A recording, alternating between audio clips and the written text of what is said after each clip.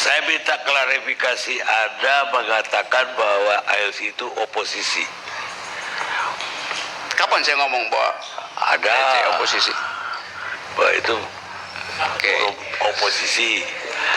Oke, saya Ada terangkan sekarang. videonya. Oke, saya terangkan ya. Kenapa ILC itu oposisi itu? Karena saya hanya bisa menyalurkan pikiran oposan saya melalui ILC. Jadi saya anggap ILC adalah saluran oposisi saya. Karena saya pikir juga begitu. Kalau ada lihat oposisi duduk aja, oposisi itu sedikit. Tapi gara-gara Anda bicara, ALC dianggap orang oposisi. Dia nggak apa-apa? Dianggap orang oposisi. Ya bagus kan buat Tapi bikin rating. kenapa Anda bilang lagi bahwa ALC tempat Anda berbohong? Saya nggak bilang berbohong, tempat saya ngibul, lain dengan berbohong. Oke, ngibul kenapa? Apa maksudnya? Ngibul itu adalah kegembiraan orang supaya mengaktifkan suasana. Sekarang juga saya lagi ngibul. Jadi entertain bos ya. Kalau bohong itu kejahatan, ngibul itu kegembiraan biasa aja. Udah kalau gitu memang Rocky Gerung malah artisnya ILC gitu. Iya. Entertain. Saya lanjut lagi ya. Akibat dari diterapkannya atau peluang diterapkannya, bahkan pada tingkat wacana diterapkannya undang-undang terorisme, itu wartawan asing telepon saya. Peneliti asing heboh lagi itu. Karena mereka khawatir bahwa indeks demokrasi Indonesia akan turun lagi karena menerapkan undang-undang teror. Jadi itu kan bodoh kan?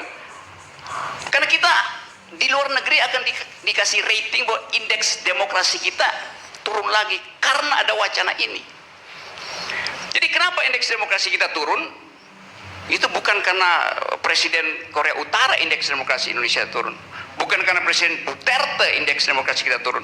Bukan karena Presiden ILC indeks demokrasi kita turun. Ya karena Presiden Jokowi. Boleh.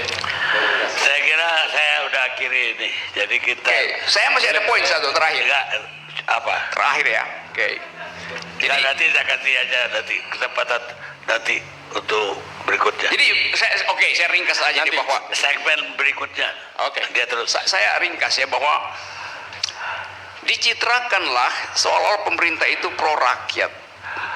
Di ujungnya dihasilkan undang-undang anti terorisme buat menutup mulut rakyat. Itu nggak beres. Itu sama seperti di dalam mitologi Yunani ada seorang raja yang dicitrakan sebagai raja yang baik, namanya Procrustes. Setiap malam dia undang satu warga negara tidur di ranjang emasnya. Malam-malam dia intip, kalau si warga negara tubuhnya lebih panjang dari ranjang emasnya, digergaji kakinya tuh. Kalau lebih pendek ditarik agar supaya fit and proper dengan ranjang itu. Itu bukan raja yang demokratis, itu raja yang lalim. Karena mau pakai ukurannya sendiri untuk membuat seragam pikiran rakyatnya sendiri itu. Itu buruknya. Nah, kita ingin demokrasi bukan begitu. Demokrasi itu biarkanlah seluruh pikiran bertumbuh. Kemarin saya baru dari Baduy. Di Baduy itu, kalau Anda di Baduy, rumah orang Baduy itu nggak beraturan. Karena panjang penyangga atap itu, bambu itu sengaja dibiarkan yang panjang ke situ, yang pendek sehingga beraturan. Tapi filosofinya jelas. Dia mau kasih tahu bahwa yang panjang jangan dipotong, yang pendek jangan disambung. Mestinya demokrasi tumbuh dengan aktivitas semacam itu. Terima kasih.